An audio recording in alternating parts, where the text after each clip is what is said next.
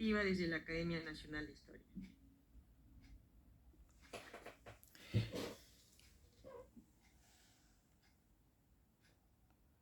Buenas noches, señores académicos, señores y señores. Estoy aquí en representación de la Academia Nacional de la Historia. Como vicepresidente de ella, pues nuestro presidente, el doctor José de la Puente Brunque, está de viaje. No me ha correspondido asistir a las reuniones que los otros presidentes académicos han tenido con autoridades del gobierno y otros estamentos, pero lo que puedo decir en esta oportunidad es algo acerca de los avatares, la casi odisea que ha vivido y vive la Academia Nacional de la Historia, no obstante haber sido creada por el Estado peruano en el año 1905. La Academia Nacional de la Historia surgió como Instituto Histórico del Perú. Con el paso del tiempo se convirtió en Academia Nacional de la Historia. No fue ciertamente la primera academia histórica formada en Hispanoamérica. Hubo otras que surgieron antes y que tuvieron una relación muy estrecha desde sus inicios con la Real Academia de la Historia de España. ¿Y qué deben ser aún hoy día las academias de la historia? Pues las instituciones que reúnen a los historiadores más distinguidos, a los que han investigado determinados temas con bastante profundidad, con mucha entrega a la investigación, en fin. Eso ha sido y es, ¿no?, una realidad en todas las academias de la historia. No quiere decir, sin embargo, que necesariamente todos los historiadores famosos, célebres, populares, más publicados, estén integrando las academias históricas.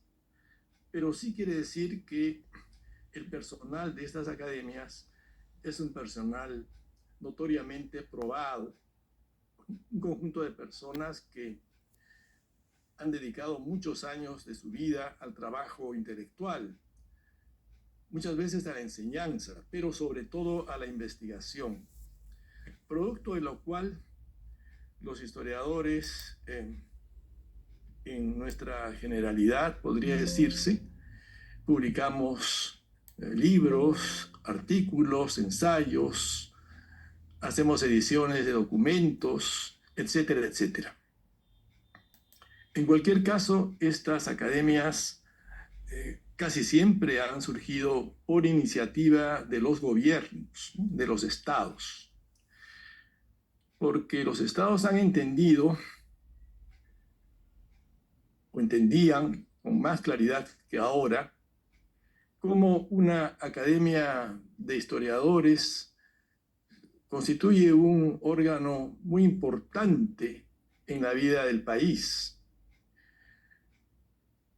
Un conjunto de personas que escriben la historia nacional, que forman la nación.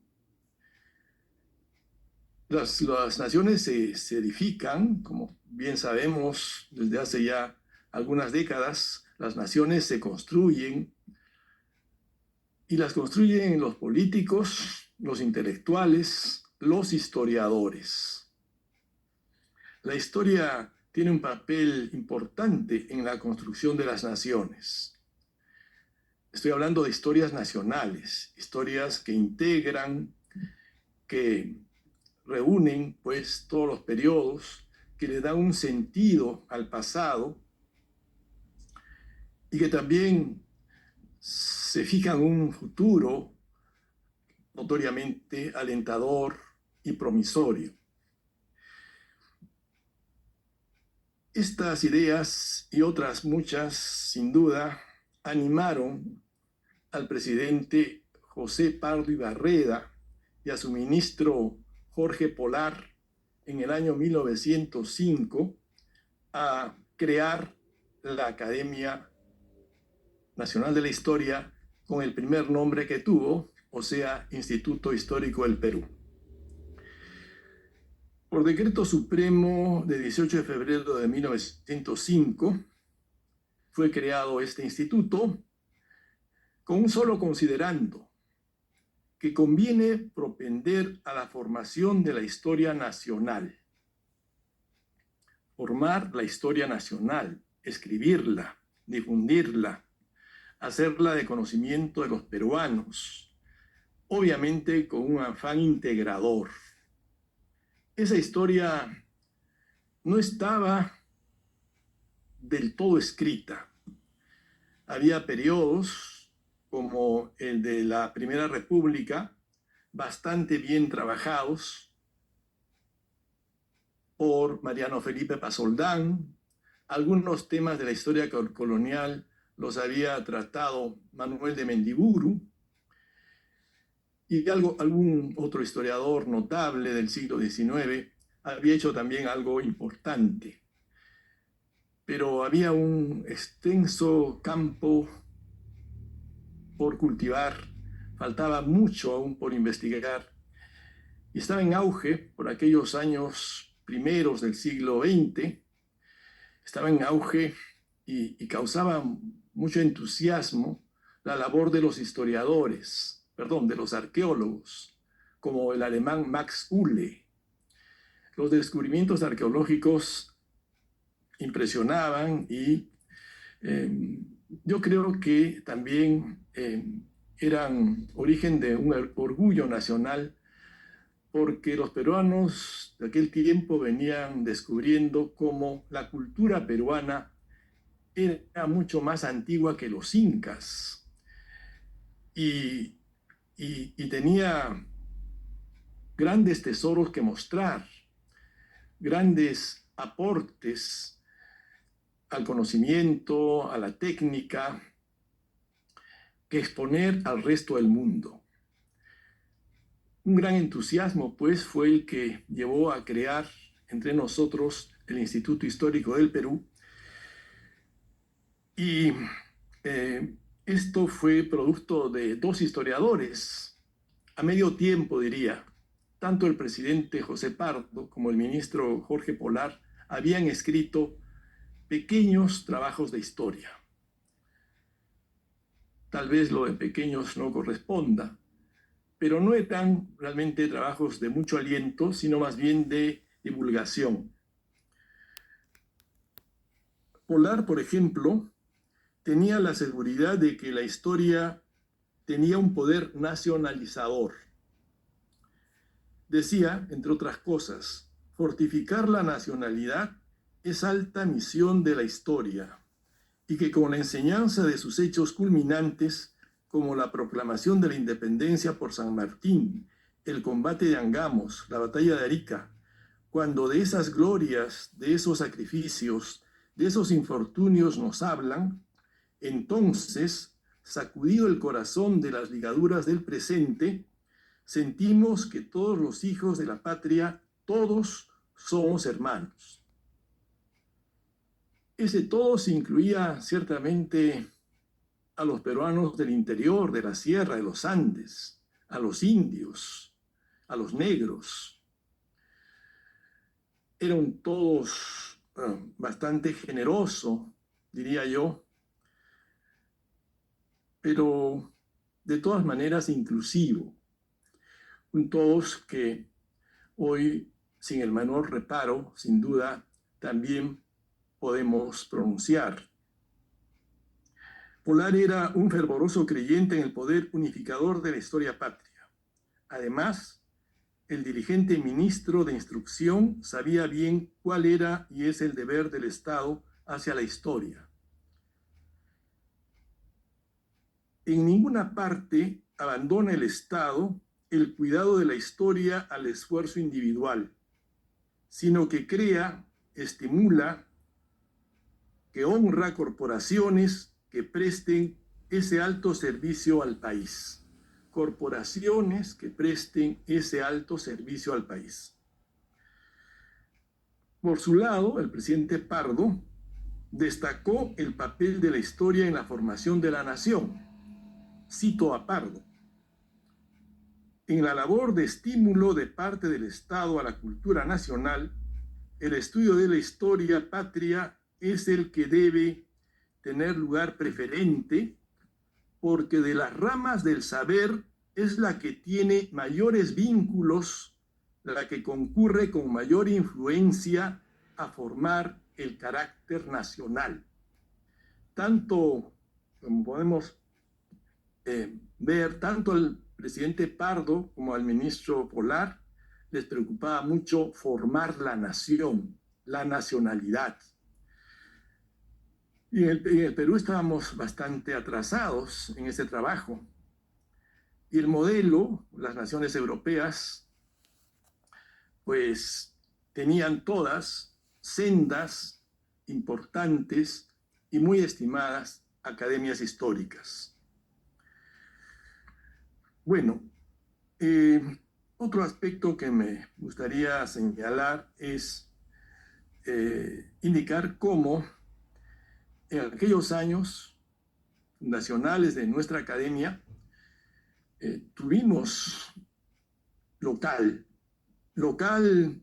lamentablemente no propio, sino prestado.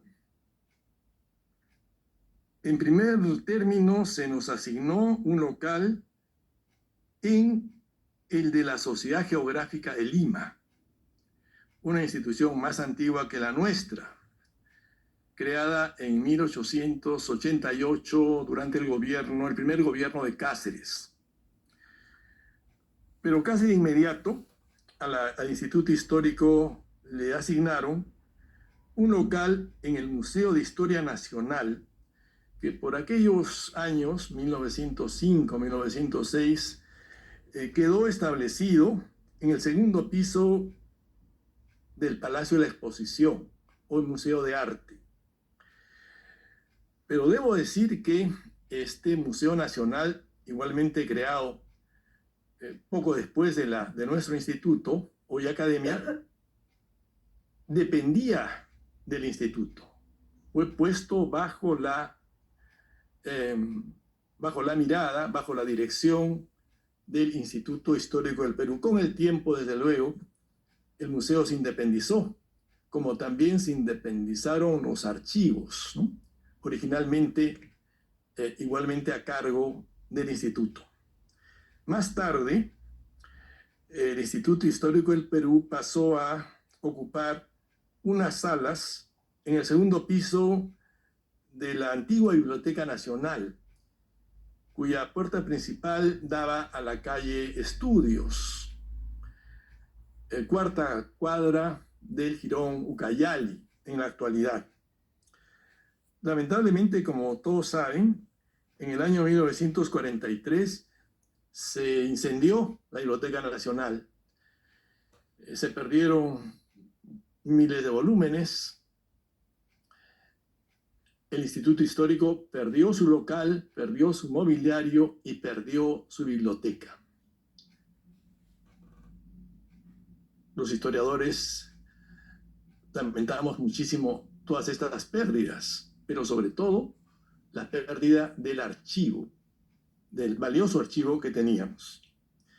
Durante muchos años, el Instituto Histórico no tuvo local, careció de local, hasta que en el año 1963 el gobierno le asignó otro local provisional en la Casa de Pilatos,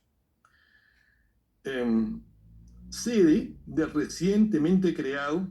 la recientemente creada Casa de la Cultura. Algunos años después, Instituto Nacional de Cultura. Entonces todo parecía haber llegado, por así decir, a la normalidad. Sin embargo, en el año 1996, el Tribunal Constitucional solicitó, ¿no?, todo el inmueble de la Casa de Pilatos, lo que obligó a ya entonces Academia Nacional de la Historia a dejar este local y solicitar para sus reuniones, unas veces el museo, otras veces la Universidad Católica, otras veces el Instituto Ribagüero, algunas veces el Instituto Raúl Porras de San Marcos, etc. Es decir, lo que acabo de decirles me parece que es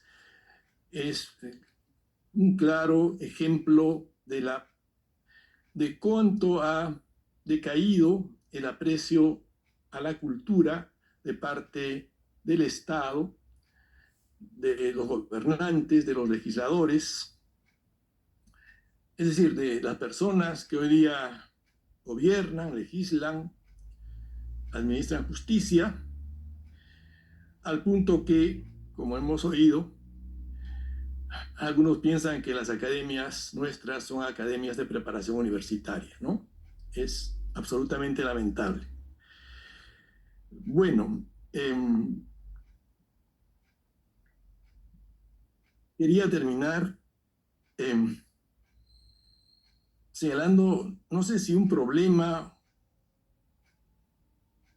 pero en todo caso una situación que no la han mencionado, y es que existe otro Instituto Garcilaso de la Vega, perdón, otro Centro Cultural Garcilaso de la Vega, del Ministerio de Relaciones Exteriores, creado por el Estado, por el mismo Estado que le dio a la Casa de Ozambela el nombre de Centro Cultural Inca Garcilaso de la Vega.